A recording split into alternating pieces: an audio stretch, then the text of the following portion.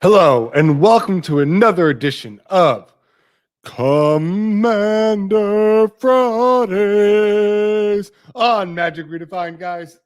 We have an awesome commander for you today. I need to welcome you to the Elven Kingdom of Agridor.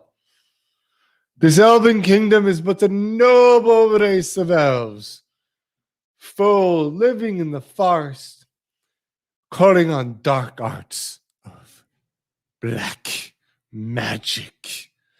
Oh, they will come at you in hordes and hordes and hordes. So many elves, you will be overwhelmed by the pure tenacity. All right, enough of that. Let's hop on to what's up, guys. If you loved my introduction, you are going to love who we are talking about today. Bada bing, bada boom. Lathril, Blade of the Elves. Bum, bum, bum, bum, bum, bum. That is right. Let's talk about the commander. So, this commander, as you can tell, when it deals combat damage to player, create that many 1/1 elf warrior tokens. And then you can tap this, and 10 untapped elves you control. Each opponent loses 10 life, and you gain 10 life. Don't worry, you're going to have about 6 million of them. So, that's fun. All right, without further ado, let's get the boring part out of the way and hop into some lawns. We're going to skip over the generic ones, guys. You got to get the point. Oh, look, it's Golgari themed. Oh, we're going to have every kind of Golgari card. Wow. Oh, wow. Oh, man. All right. We thoroughly enjoyed that for lands. Thank you so much. Really, really appreciate that. You can see this mana curve over here. We're sitting pretty low, which is nice. You do have a lot more creatures and everything else. And, of course, more green than black. Because a lot of elves, especially in previous past, were just green. Black is a newer way. All right, so sorceries. A lot of these are Elven-specific cards. So when you're looking at them, they have to do specifically with drawing elves, finding elves. I mean, you can get them pretty cheap if they're that specific, which is kind of nice. The cost of this deck stays down that way. And then other cards like this one is more just for fun. Put onto the battlefield, it gets a lot of power. This one, you're searching for X-Blacks and X attack number creatures to control. Like I said, you're going to have a lot of elves, so having a lot of elves is going to give you the power to tap, tap, tap, tap, land, and be able to kind of swarm at the end here. And then if you have a lot of tribal cards are going to help out here because you are running Elven tribal deck. Duh. Target player draws X cards and loses X life for X number of creatures they control of the chosen type. Return of the Tide, another card where you can return target creature card from your graveyard to the battlefield. If it's enough, create another elf. Wow. What a great thing. All right, going over to enchantments. Binding of the Old Gods. This card has an hysterical meme attached to it. I suggest you look it up. It's like, yeah, the first one, destroy target non-land permanent opponent controls. That's awesome. The second one, search for a forest card. That's cool. Then my creatures get death touch. Don't get it. Yeah, it's weird. Crown of Skemfar is fun. Enchanted creatures +1/+1 for each elf you control. The idea of the matter is to have a lot of elves. Elderfang Venom is definitely a must for this deck. Attacking elves you control have death touch the whole time. And they have, when an elf dies, a target opponent loses a life you gain. This is going to help balance you out a lot. You're going to get, these elves are going to die pretty quickly because they're weak. So being able to gain life is going to help you last a lot longer. Guardian Project. Whenever a non-token creature enters the battlefield under your control, If it doesn't have the same name as another creature you control or creature card in your graveyard, draw a card. So they're not going to have the same name because this is Commander and you can't have it. Okay. Glad you understand that card.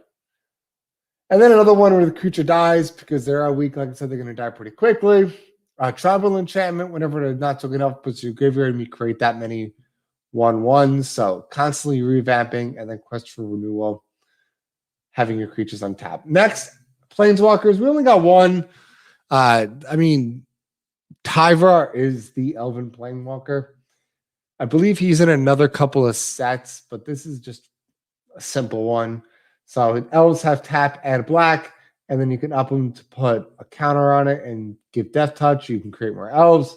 And then the emblem with the ult, whenever you cast an elf spell that gains haste on a turn and you draw. Getting a lot of elves to have haste is going to help you out a lot. All right, let's move on to instants. So kind of skimming through these because the creatures is the most important part of this deck. Assassin's Trophy, destroy spell, Beast Within, destroy spell, Elven Ambush. This is cool because you get to double the amount of elves you have.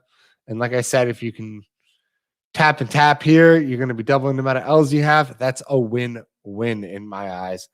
Elves will never die. I'm going to skip that one. Heroic Intervention is cheap for all permanents you control. This is nice because permanents get hexproof and destructible, and when they're 1/1s, they're very easy to kill. So when you have a horde and someone comes out with like all creatures get 2 damage, this is going to help you a lot. Putrefy's Destroy spell. Vitalicize on top all creatures you control. Tap, untap, because a lot of them have tap abilities to add lands to do the special effects. Artifacts, you have your Mana Rocks, you have your Lightning Greaves, pretty much staples here. Serpent's Soul Jar, whenever an alpha control dies, exile it. Pay 2 life. Until end of turn, you may cast a creature spell from among cards exiled with Serpent's Cell. That's pretty cool because you keep kind of bringing things back, and you'll be getting lives when your elves die from your commander. So you don't really have to worry about life too much here. Skull Clamp's a good draw card, obviously. Soul Ring, and then just a fun card, the Throne of the God Fowler. Each opponent loses life equal to the number of tap creatures you control. You're going to be tapping a lot of elves for mana. You're going to be tapping a lot of them for abilities. So having that is going to help kind of do the damage that you need to your opponents. All right, on to the Elven Horde, guys. The Elven Horde. Abomination of Llanowar. Nice little, so this thing gets power toughness equal to the amount of elves you control and in your graveyard. Bada bing, bada boom. Winner, winner. Beast Whisper. Great draw card. Canopy Tactician. This is a nice booster for their elves. They get +1/+1 across the board, and tap obviously for 3 forest. Copperhorn Scout. It's a basic. It's a 1-drop. Whenever it attacks, you tap each other's creature. So you're tapping, untapping your elves that are tapping for lands. Then you have a lot of these cards in here that help boost your elves overall, which you're going to need to because, like I said, they're 1/1s.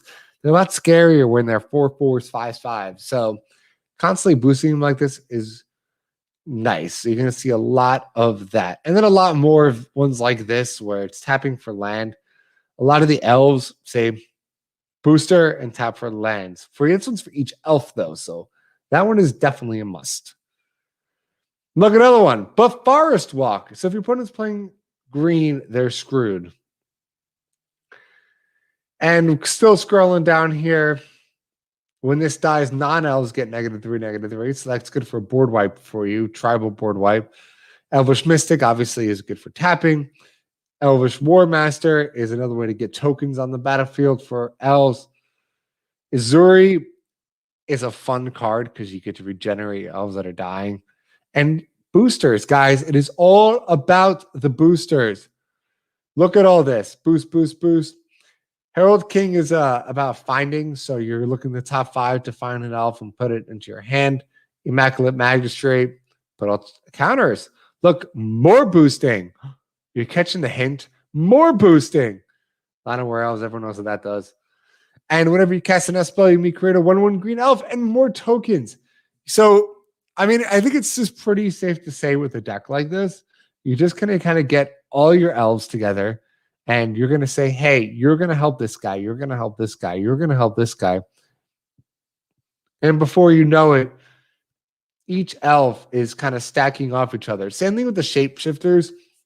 Just remember they can be anything, especially this one. You get to choose a creature type. So obviously you're choosing elves. And if it's a shapeshifter, it counts as an elf because it counts as every creature type because it's a changeling. So get the cast it from top of your library as opposed to just on top of your hand. This one, when it enters, destroy target effect or enchantment. More where you gain life for the amount of elves you control. Everyone sacrifices an elf creature. Seedborn Muse is not an elf, but you untap all your permanents all the time, and the tap ability in a commander to have your opponent lose 10 life. You can do that for everyone's turn. It's pretty awesome. Ski Marth. It's just another one when an elf dies, the opponent loses, you gain. Timber Warwatch Elf is a big nice booster. And yet again, just adding mana booster here, Wolverine Riders. You're creating more elf tokens and gaining life equal to their toughness. So you're getting a lot of life with these because they're weak and lasting long game. When it comes to strategy, be wary of just playing one elf at a time. It makes them very squishable. So don't be afraid to skip turns and come back to playing them when you can play more than once. I think a lot of people make that mistake with this game. They're like, ooh, it's playable. Let me play it. Just because it's playable doesn't mean you should play it. Think about that. Because it's playable doesn't mean you should play it. Maybe you should try holding on to your cards and let your opponent do a couple damage to you. Because what really is that? And then go 5 elves boosting on top of each other. Now they're indestructible, are 20/20s, and tap you lose. Instead of a slow burn. Same thing with that Chandra deck I talked about before. Little side note to helping you out. And I hope you guys enjoyed this week's episode of Commander Fridays. Join us next week live as we break down another commander and talk all things Magic the Gathering. Until next time, guys.